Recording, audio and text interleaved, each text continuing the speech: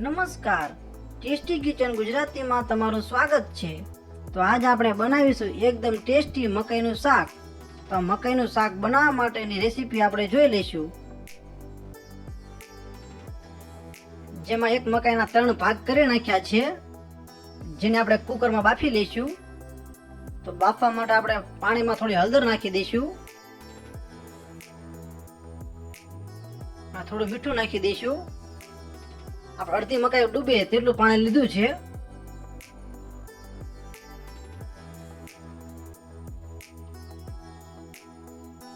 તો આપણે મકાઈને 6-7 વિસલ લગાવવા માટે કુકરને બંધ કરી દઈશું।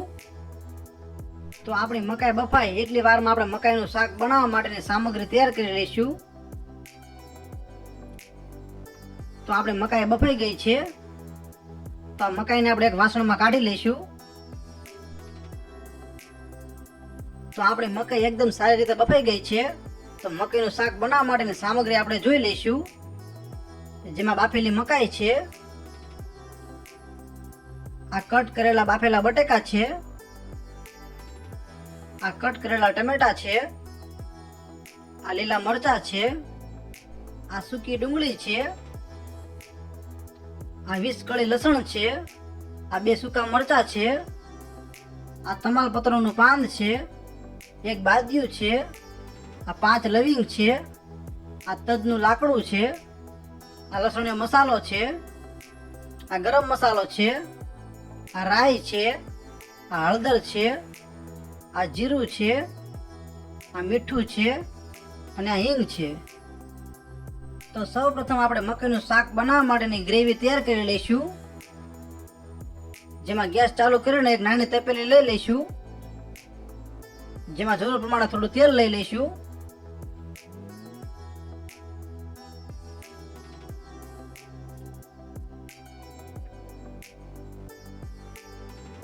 તો આપણે આટલું તેલ લઈ લીધું છે, તો આ તેલ આપણે ગરમ થવા દઈશું। તો આપણું તેલ ગરમ થઈ ગયું છે, જેમાં સૌપ્રથમ થોડી રાઈ નાખીશું,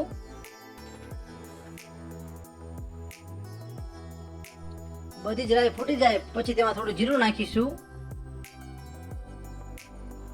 પછી થોડી હિંગ નાખીશું,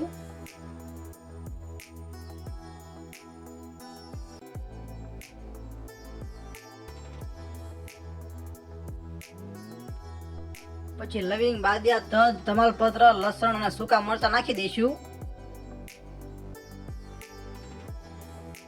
પછી સૂકી ડુંગળી નાખી દઈશું, પછી ટમેટા નાખી દઈશું, પછી લીલા મરચા ઉમેરી દઈશું,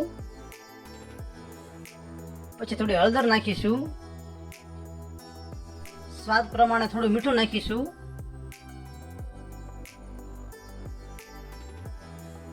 પછી થોડો ગરમ મસાલો પાવડર નાખીશું અને થોડી વાર સારી રીતે હલાવી લઈશું। ગ્રેવીને સારી રીતે સાતળી લેવાની છે।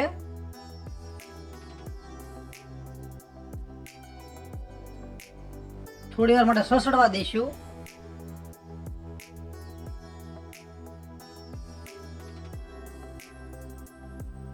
ધીમે ધીમે હલાવતા રહીશું।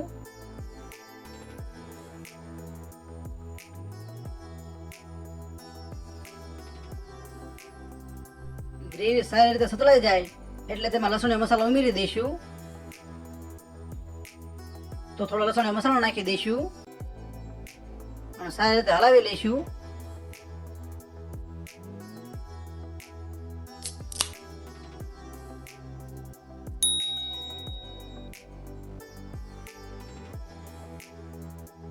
તો આપણે ગ્રેવી બનીને તૈયાર થઈ ગઈ છે, તો ગેસને બંધ કરી દઈશું અને ગ્રેવીને ઠંડી થવા દઈશું। તો આપણે ગ્રેવી ઠંડી થાય તેટલી વાર આપણે મકાઈના દાણા કાઢી લઈશું।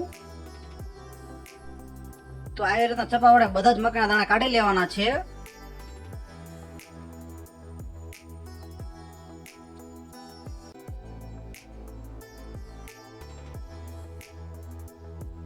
તો આપણે બધા જ મકાઈના દાણા કાઢી લીધા છે। તો હવે આપણે ગ્રેવીને મિક્સર જારમાં ક્રશ કરી લઈશું।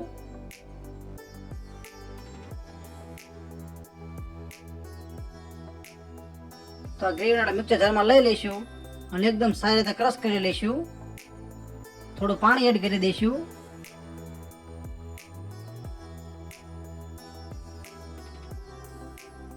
તો આપણે ગ્રેવી ક્રશ થઈ ગઈ છે.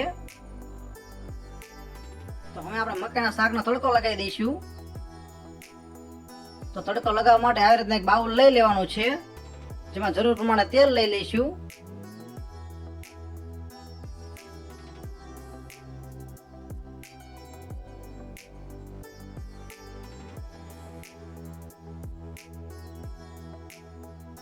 તો આપણે આટલું તેલ લઈ લીધું છે.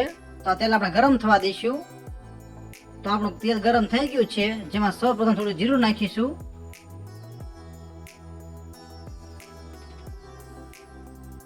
પછી થોડી હિંગ નાખીશું.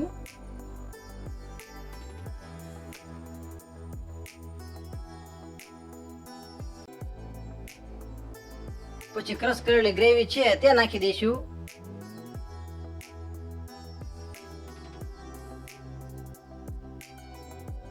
સારી રીતે હલાવી લઈશું.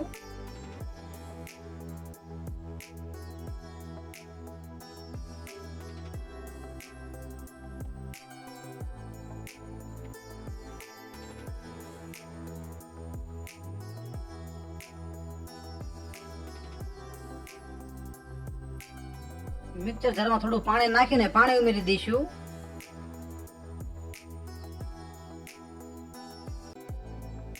તો આ રીતના પાણી ઉમેરી દેવાનું છે.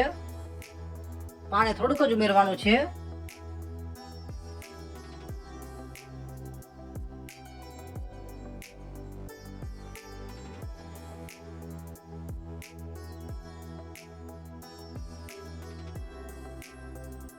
હવે ગ્રેવીમાં મકાઈના દાણા એડ કરી દઈશું.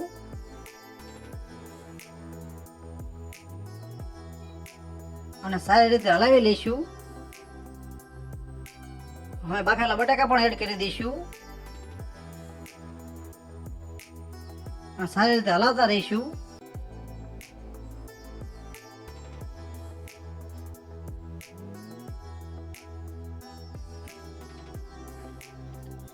તમે એકવાર આ રેસીપી જરૂર ટ્રાય મારજો, ખાવામાં બહુ જ મજા આવશે.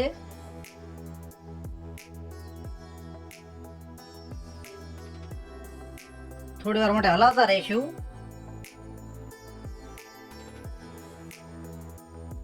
ગેસને મીડિયમ જ રાખવાનો છે.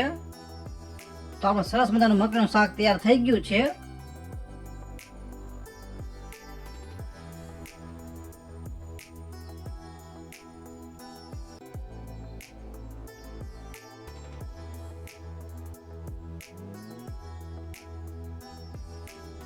તો આપણું મકાઈનું શાક બનીને તૈયાર થઈ ગયું છે.